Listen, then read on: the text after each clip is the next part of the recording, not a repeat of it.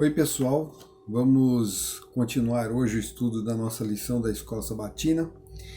O tema desta semana é idioma, texto e contexto.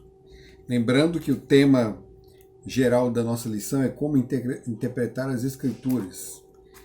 E dando continuidade, a gente falou um pouco sobre essas questões de texto em lições passadas. E nessa semana a gente vai tratar mais especificamente sobre isso aí. Então, a primeira coisa que a gente tem que lembrar, que eu já mencionei na lição passada, é que a palavra de Deus ela foi escrita em 3 idiomas. Foi escrita no hebraico, o Velho Testamento, ele foi escrito praticamente, ele inteiro foi escrito em hebraico. Algumas passagens, alguns textos ali do profeta Daniel foram escritos em aramaico.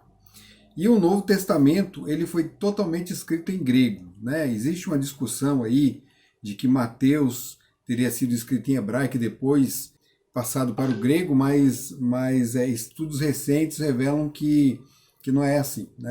Mateus foi escrito originalmente também em grego. Então nós temos essas 3 línguas.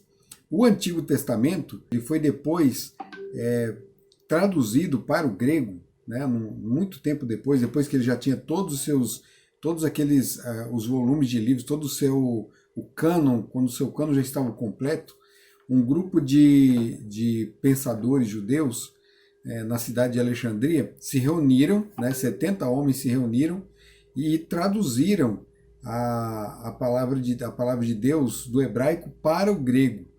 Porque muitos judeus já haviam se espalhado pelo mundo, o mundo helenizado daquela época, de fala grega, e eles acharam interessante, eles entenderam que seria interessante verter o texto do hebraico para o grego, para assim alcançar essas famílias de judeus que estavam espalhados pelo mundo.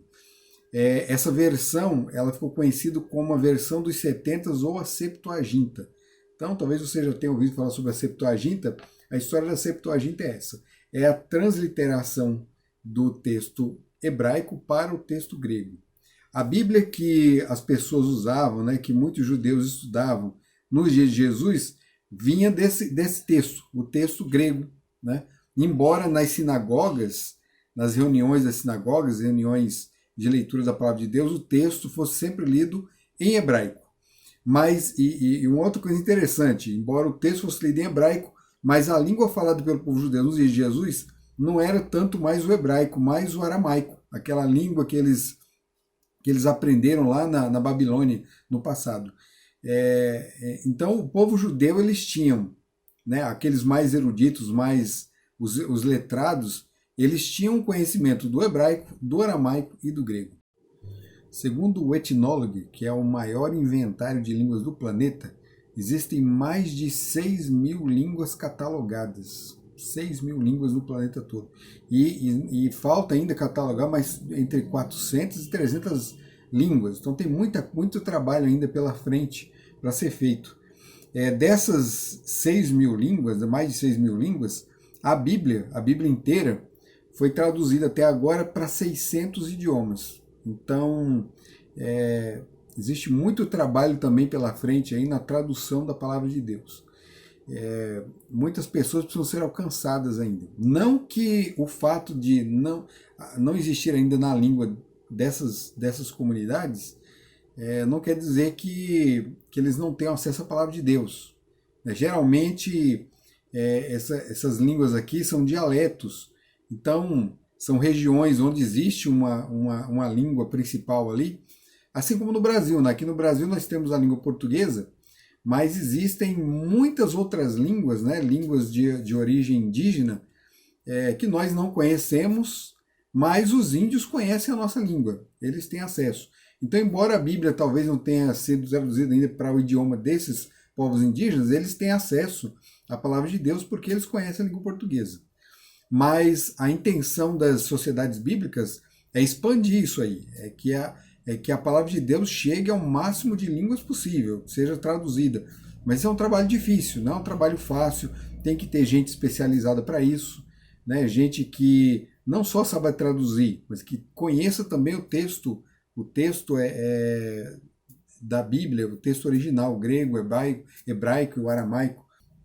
Bom, isso é só uma curiosidade sobre essa questão, né? Então nós vamos aprender na lição dessa semana essas questões do texto da palavra de Deus. O idioma, o texto e o contexto. Nós vamos subdividir por tópicos, né, como fizemos outra vez. E o primeiro tópico é compreensão das Escrituras.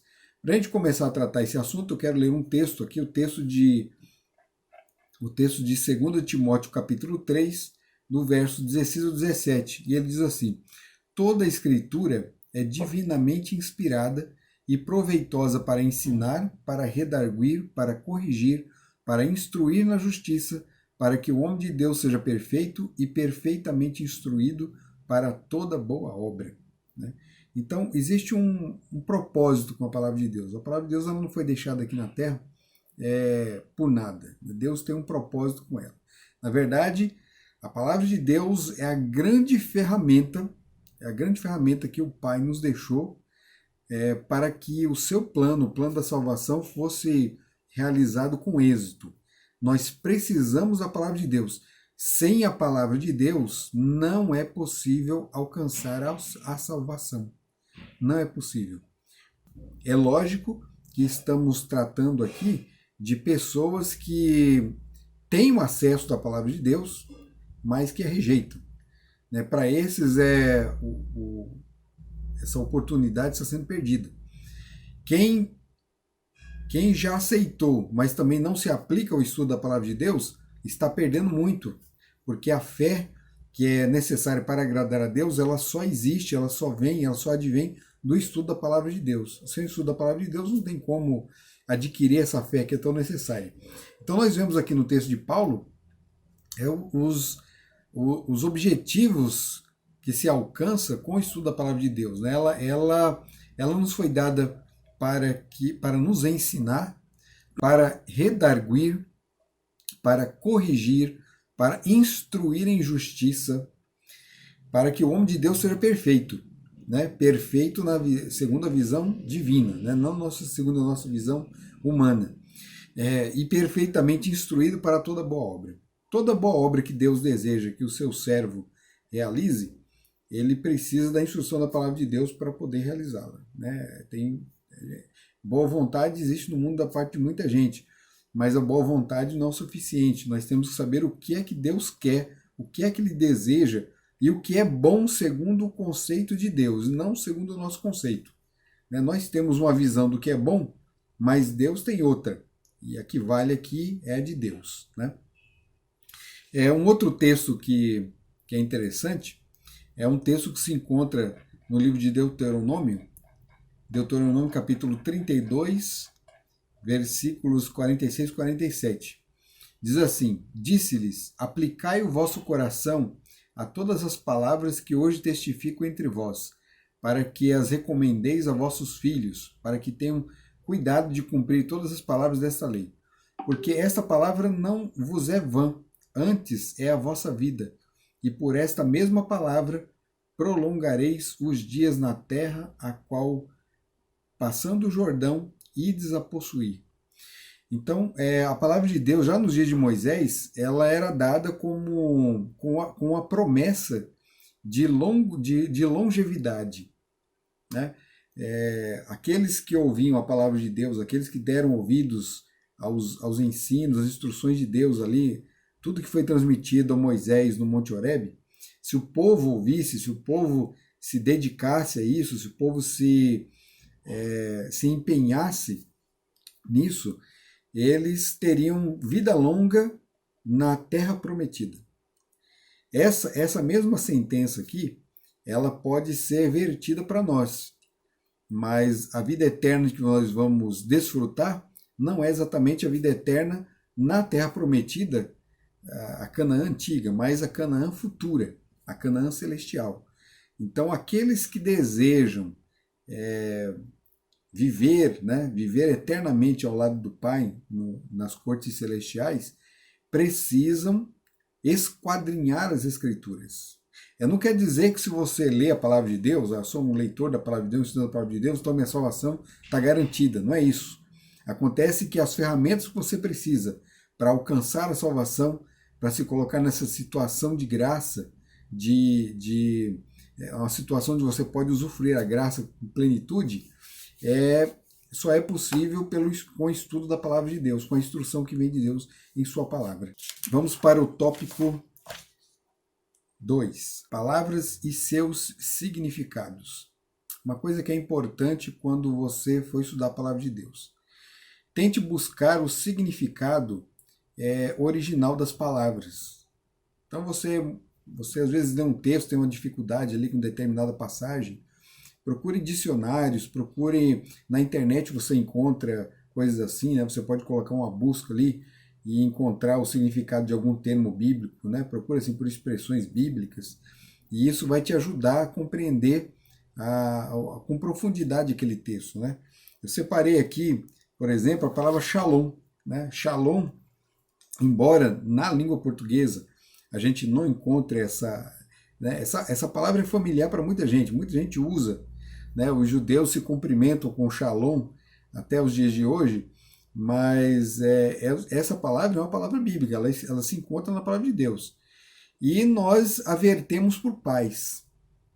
Então, muitos textos do Antigo Testamento, onde aparece a palavra shalom, é vertido por paz, geralmente por paz. Mas a palavra shalom, ela não significa somente paz, ela tem um significado complementar. A palavra shalom, ela significa também plenitude, inteireza, bem-estar, né? Tudo aquilo que traz alegria para a vida do ser humano, né? Que traz ali segurança, essa é a paz. E o interessante é que lá no livro de Isaías ele traz alguns nomes para o futuro Messias, né? Para o Messias prometido. Ele seria chamado de Deus forte, Conselheiro, Pai da eternidade, Príncipe da paz. Né? A palavra paz que aparece ali no texto de Isaías é Shalom. Então Cristo seria o príncipe do Shalom. Príncipe da paz, um dos nomes de Jesus. Shalom é um dos nomes de Jesus. Uma outra palavra que nós usamos, né, que aparece também na palavra de Deus e que nós usamos em nossas orações é o amém.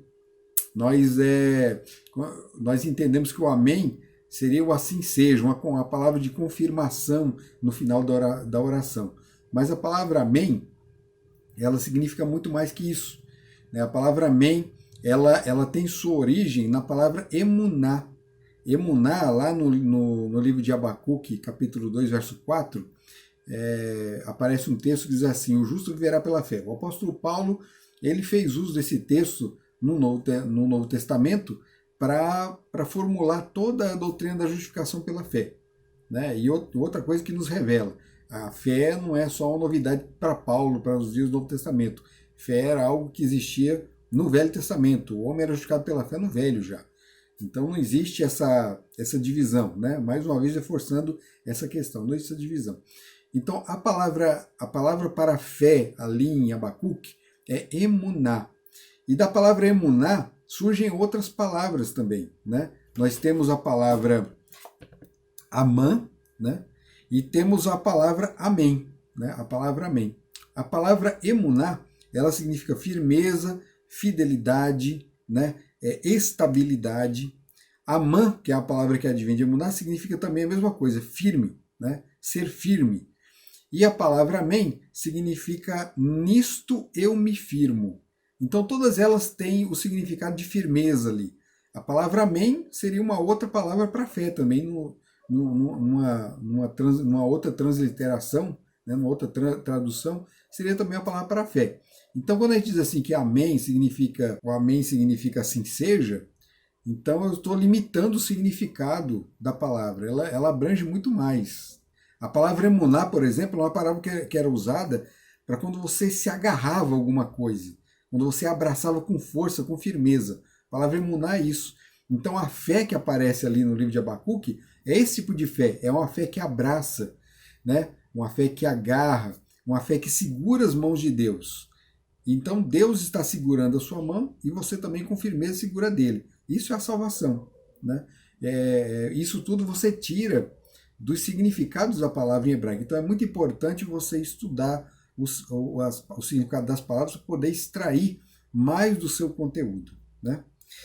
Um próximo tópico, ele diz assim, repetição, padrões de palavras e significado. Significado da palavra a gente já comentou, né? Então a gente vai se deter mais aqui na questão da repetição e dos padrões de palavras, né? Na língua hebraica, não existe, como na nossa língua portuguesa aqui, vírgulas, travessão, ponto de interrogação, ponto de exclamação. Eles usavam outros recursos para poderem se comunicar, né? A língua hebraica também ela é uma língua, ela comparada à língua portuguesa, ela é meio pobre de palavras, né? A nossa língua portuguesa ela tem por volta de 400 mil palavras, o hebraico tinha entre 7 e 8 mil. Então, são palavras que tinham que dizer muita coisa, e com um número limitado, né? Era uma ferramenta limitada ali. A língua portuguesa ela é muito mais rica em palavras, né? O hebraico hoje, provavelmente, eu não sei, eu estou me referindo ao hebraico antigo. O hebraico antigo ele tinha esse limite, 7 a 8 mil palavras. O hebraico, nos dias atuais, como a língua ela evoluiu, ela cresceu, ela provavelmente é muito mais rica hoje. Mas a gente tem que se atentar ao hebraico antigo. Então, na linguagem antiga, no hebraico antigo, para eles poderem reforçar um pensamento, eles usavam a repetição, né? Então eu vou citar um verso aqui, que é um exemplo disso, né? É um verso que se encontra lá em Gênesis, capítulo 1, verso 27. Verso 27 diz assim, e criou Deus o homem à sua imagem, a imagem de Deus o criou, homem e mulher os criou. A palavra criou, né, do hebraico bara, ele aparece 3 vezes no texto. Então, quando o autor faz isso, quando ele usa essa repetição, é porque ele quer, ele deseja, existe uma intenção nisso aí. Ele deseja que a ideia fique, né, existe uma ideia principal no texto que ela tem que ficar ali gravada na sua mente. E a ideia aqui do texto é a criação. Deus como criador. Deus ele é lembrado aqui no verso 3 vezes como criador, né? Lá na visão de Isaías, quando Isaías enxergou o trono de Deus, toda a sua majestade, o manto de Deus cobria todo o santuário, ele ouviu a voz dos anjos, né, que diziam assim, santo, chamavam Deus de santo, santo, santo. Havia uma repetição, santo 3 vezes. Aqui você encontra no livro de Gênesis que Deus criou 3 vezes é usado. Então, essa repetição, ela reforça uma ideia. Numa está reforçando a santidade de Deus, a plena santidade de Deus. E aqui a plenitude do ato criador de Deus. Então essas questões têm que ser levadas em consideração. Sempre que você vê no texto da Bíblia, a repetição, então é porque aquele tema é importante e o autor está querendo chamar a sua atenção para aquilo. Muita gente, por exemplo, abandona a leitura da palavra de Deus quando chega nas genealogias. As genealogias são um terror assim, para muita gente. Mas a genealogia não está ali à toa, ela faz parte também do texto bíblico, ela tem um propósito, e quando você rejeita partes da Bíblia, né, você considera algumas partes mais interessantes, mais importantes que as outras, isso vai limitar a sua compreensão da palavra de Deus. Então, as genealogias também são importantes, têm que ser estudadas, têm que ser lidas com cuidado, haverá muitas repetições, e a gente tem que ter paciência com isso. O texto bíblico ele é assim, né? Vamos para o próximo tópico. Textos e contextos. Toda vez que você começar a estudar um tema bíblico, você não pode, por exemplo, isolar um texto bíblico ali, um versículo bíblico, e querer extrair daquele verso sozinho, toda uma ideia, toda uma teologia. Isso não existe. Sempre que você pegar um verso bíblico, uma passagem bíblica, você tem que procurar analisar o contexto, né? Se você está vendo um verso ali, mas o que o capítulo inteiro está dizendo? O que o capítulo inteiro está falando? Muita gente pega aquela passagem onde Pedro tem uma visão, E nessa visão ele vê uma cortina descendo do céu com vários animais ali, e uma voz do céu vem e fala assim para Pedro matar aqueles animais e comer. Pedro fala que nunca comeu nada comum ou imundo. E há uma repetição ali, ele tem que comer, né? A ideia é reforçada. Olha só, Deus falando com o homem, o judeu, na linguagem do judeu. O judeu, ele entendia que quando era reforçada, a coisa era reforçada porque a coisa era importante. Então Deus repete 3 vezes aquele pedido e Pedro ele continua ali firme, ele não come, ele não mata e come. Aí muita gente pega esse texto e ignora todo o restante, todo o contexto da história. E entende o quê? Deus ele está permitindo comer todo tipo de animal aqui. Deus me autorizou agora eu posso comer todo bicho, porque agora tudo eu não posso chamar nada de comum ou imundo. Mas esquece do resto da história. Lá na frente, né, logo após essa visão, um anjo aparece a Pedro e fala para ele visitar Cornélio. E Cornélio havia sido visitado também. Né? Ele também havia recebido uma visão e Pedro ele se encaminha para lá. E Cornélio ele não era judeu, ele era um pagão. Ele não era da comunidade judaica, não era do povo judeu. E aí ele era um gentio. E aí Pedro entendeu que o imundo, porque o povo judeu considerava imundo os gentios. Pedro entendeu que aquela visão se referia aos gentios, aqueles animais imundos ali, né? Pedro não deveria mais considerar nada comum ou imundo, era o gentio, não era o animal. Então, na verdade, o significado daquela visão era outra, né? O aspecto ali era outro. Quando você se demora numa parte do texto, se fixa ali, só num canto, que esquece o contexto, aí as ideias, conclusões erradas, né, vão chegar, vão se fixar, vão fazer morada, doutrinas vão surgir disso aí, e aí a coisa está feita, né? Aí a coisa desanda. Próximo tópico, livros e sua mensagem. Quando você estuda a palavra de Deus, você tem que procurar informações a respeito do livro que está lendo. Então o livro, ele não foi escrito assim à toa, ele tem um propósito. Quando você pega os livros de Moisés, por exemplo, o Gênesis, ele não conta só a história da criação. Né? São várias histórias que aparecem no livro de Gênesis. Né? Nós temos a criação, nós temos o dilúvio, nós temos a história de Abraão, os filhos de Abraão, aí chegamos em Jacó, tem toda aquela trama, toda aquela situação ali com o filho dele, José é mandado para o Egito, e depois a história se desenrola ali, e o Êxodo vai continuar a história que começou ali no Gênesis. Só que ali o foco agora é outro. Então o Gênesis ele tem ali, ele estabelece as bases para que a história que continua tenha sentido, né? Ela tem a importância. Por exemplo, quando a lei for anunciada no Sinai, vai ser lembrada a criação. Então a criação já foi falada ali no livro de Gênesis, já foi especificado, já foi tratada, trabalhada ali, e aí a compreensão daquela passagem vai ficar melhor. Só que o inverso também acontece. Quando você lê o livro de Gênesis, muitas coisas vão aparecer no meio da história que se só existisse só o livro de Gênesis sozinho, você ficaria sem entender nada. Por exemplo, Abraão devolve o dízimo para o rei de Salém. Aí falou, dízimo? Né? Quem está lendo o livro primeiro Deus, o livro não fala de dízimo tempo nenhum, e de repente aparece essa palavra do nada e você fica sem entender. Aí tem, por exemplo, Abraão que sofre as consequências de coisas que ele cometeu. Por exemplo, ele quase levou a sua esposa ao adultério, quando disse para o faraó que era sua irmã, que não era esposa dele. O faraó queria aquela mulher de todo jeito. Então ele quase ia criar uma tragédia ali. Uma outra tragédia, Abraão ele sofre as consequências de ter tido relações com a sua serva. Isso trouxe problemas para a sua família.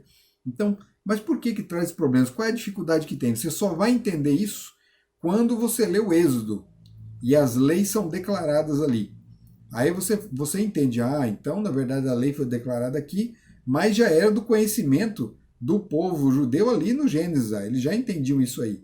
Quando lá for falado sobre o dízimo nos livros de Levítico, todas as regras ali, aí você entende, isso também era do conhecimento de Abraão, isso não é uma coisa nova, isso agora passou a ser só redigido ali. Então, o livro de Levítico, que está ali no centro, ele contém todas as normas e princípios para o povo judeu. Isso vai ajudar a compreensão da história dos povos ali. A história dos povos. Quando você estiver lendo, quando eles se depararem com problemas, dificuldades, tiverem que tomar decisões, as decisões que vão tomar são baseadas nessa lei. Mas o texto ele não está dizendo isso. Você vai entender isso aí quando você lê o Levítico. Quando você entende o Levítico. E você entendendo o Levítico, você vai entender toda a história que vem depois, com Josué, com Ruth, né, no livro de Juízes, no livro de Reis, Crônicas. Você vai entender tudo que acontece lá se você tiver a compreensão do Levítico, porque muito vai ser falado de regras, de normas, de alianças que são quebradas, mas onde é que eu sei tudo isso? Eu tenho que voltar nos livros de Moisés. Quando você chega no Novo Testamento, é a mesma coisa. O Novo Testamento vai tratar de muitas coisas que estão ali, que foram abordadas no Antigo Testamento, cujas as bases estão ali, e para você ter aquela compreensão do que é dito ali, você tem que voltar lá. Por exemplo, quando João fala que Jesus é o Cordeiro de Deus, aí você fala, Cordeiro de Deus, se você pega se você vamos supor que você só tivesse ali o Evangelho de João, e mais nenhuma parte da Bíblia, só com o Evangelho de João sozinho, você não ia entender isso aí. Você não ia compreender. Mas como assim Cordeiro? Cordeiro de Deus? Por que está chamando Jesus de um animal? Né? Por que está comparando Jesus com um animal? E quando você lê os rituais que eram realizados no Antigo Testamento, a festividade da Páscoa, aí você vai entender. Quando o Novo Testamento cita a Páscoa, você também sabe o que está acontecendo. Porque o Novo Testamento não descreve com detalhes o que é a Páscoa, como se realiza, como se comemora.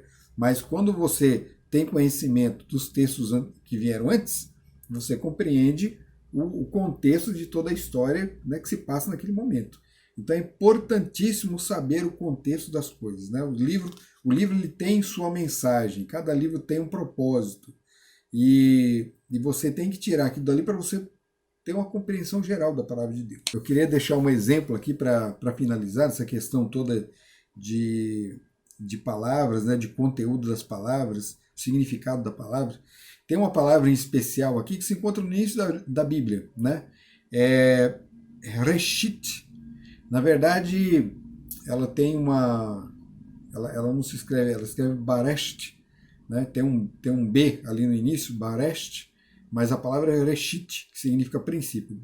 Bereshit significa no princípio. Só que Reshit, ela não significa só princípio. Ela é como eu disse, as palavras na Bíblia elas são ricas em significados. E elas têm outros sentidos também. Sentidos aproximados. É lógico que ela nunca vai ter sentido contrário, um sentido totalmente que foge totalmente. Né? Ela vai ter sempre ali um sentido. São palavras, uma palavra só, ela pode ser aplicada, ela pode ser definida de outras formas, mas todas dentro de um mesmo sentido, do mesmo significado. Então, Bereshit, ela significa cabeça, princípio, primeiro, primogênito e primazia. Né? Pode ver que tudo tem a ver com início, com origem. E a palavra Reshit, Bereshit, é o nome que os judeus dão até hoje para o primeiro livro da Bíblia. Nós chamamos de Gênesis, porque, como eu já disse no início, o Novo Testamento, o Velho Testamento foi traduzido para o grego, né, pelos os 70 sábios, né, a versão dos 70, a Septuaginta, ela foi traduzida para o grego, e o primeiro livro, né, que em hebraico é Bereshit, ele recebeu o nome de Gênesis, que significa origens, que significa princípio, né? Tem o mesmo significado. Então a palavra Gênesis, ela tem um significado aproximado ali ao de Reshit, que é o Reshit que aparece na língua hebraica. Então, lembrando, a palavra Reshit, ela significa cabeça, princípio, primeiro, primogênito e primazia. Agora nós vamos ler um texto que se encontra lá em Colossenses, capítulo 1, do verso 13 em diante. Olha que coisa interessante o apóstolo Paulo fez. O apóstolo Paulo, conhecedor do hebraico, ele era um judeu, e como eu disse, o judeu erudito da época, ele conhecia o hebraico, o aramaico e o grego. Ele conhecia as 3 línguas. E mais, como judeu, a Judéia era uma província romana, eles tinham que conhecer o latim também. Então, eram muitas línguas, né? E Paulo, que era um erudito, era um homem erudito, ele mesmo já afirmou, ele mesmo afirma isso na palavra de Deus, ele pegou essa palavrinha, Reshit, do livro de Gênesis, do primeiro livro da Bíblia, e ele fez toda uma composição aqui no livro de Colossenses para falar de Cristo. Olha que interessante. Lembre-se dos significados, nós vamos encontrar esses significados no texto. O texto fala assim, o qual, falando de Cristo, né, o qual nos tirou da potestade das trevas e nos transportou para o reino do Filho do seu amor, em quem temos a redenção pelo seu sangue, a saber, a remissão dos pecados, o qual é a imagem do invisível, o primogênito de toda a criação. Interessante estar falando de criação, né? E Jesus aqui é chamado de primogênito. Lembra-se um dos significados de Reshit? Significava primogênito. Diz mais, porque nele foram criadas, o texto continua falando de criação, em Cristo foram criadas todas as coisas que há nos céus e na terra, visíveis e invisíveis, sejam tronos, sejam dominações, sejam principados, sejam potestades. Tudo foi criado por ele e para ele. Ele é antes de todas as coisas, e todas as coisas subsistem por ele. Aí olha só esse verso, 18. E ele é o cabeça, lembra que Reshit significa cabeça? Ele é o cabeça do corpo da igreja, é o princípio, Reshit significa princípio, e o primogênito, novamente repete-se o primogênito, dentre os mortos, para quem em tudo tenha a preeminência. Preeminência aqui também é traduzido muitas vezes de primazia. Preeminência e primazia são também significados, são também transliterações de Reshit, do Reshit hebraico. Então Paulo ele pegou ali o Reshit do primeiro verso da criação, lembrando que o verso da criação, o primeiro versículo de Gênesis diz assim, no princípio criou Deus os céus e a terra. Então Paulo ele pega o princípio ali, né? E dá um significado maior para ela. O princípio ali não é simplesmente uma descrição do evento, né, do momento, do tempo em que Cristo está, em que Deus está trabalhando ali a criação. O princípio é o próprio Criador, é Cristo. Paulo ele pega a palavra, ele quebra ela todinha e aplica os seus significados múltiplos a uma única pessoa, que é o Filho de Deus. Então, o Filho de Deus, ele é o Criador junto com o Pai. E o próprio texto, a explicação do texto diz isso, todas as coisas foram feitas por ele, por intermédio dele. Né? Isso aqui já até anula aquela ideia de que Cristo foi criado. Né? Alguns acreditam que Cristo foi criado na eternidade, criado como anjo, mas o texto bíblico ele não apoia esse tipo de pensamento. Né? João mesmo, ele também vai usar a palavra princípio lá em João capítulo 1, verso 1, ele diz assim, no princípio era o verbo estava com Deus, e o verbo era Deus. Então o princípio ali também é aplicado a Cristo. Cristo ele é o princípio, Cristo ele é o verbo, né, a palavra, a própria palavra de Deus. Então Cristo está totalmente, intrinsecamente relacionado com a criação. Né? Isso também nos remete ao Bara, que nós lemos lá em Gênesis. Né? Deus criou, a palavra criou aparece 3 vezes seguidas e realçando o trabalho da criação. E aqui no Novo Testamento nós entendemos que o que está sendo tratado ali no Gênesis é o trabalho do Filho de Deus na criação do homem, da humanidade e do mundo, né? de todo o nosso universo. Então a palavra de Deus chama atenção a Deus como Criador, a Cristo como Criador e ao Espírito Santo também, porque no primeiro capítulo é dito que o Espírito de Deus pairava por sobre a superfície das águas. O Espírito Santo também está ali presente na criação. Isso, irmãos, é um exemplo do que nós podemos aprender de um estudo mais detalhado ali da palavra de Deus, né? Quando você pega o texto e esmiuça melhor ele, você consegue aproveitar, retirar mais ensinamentos, mais princípios melhores, você consegue uma compreensão melhor. E certamente essa compreensão melhor vai ajudar para que você e eu tenhamos também uma fé melhor. Que Deus abençoe a todos vocês e até o próximo vídeo.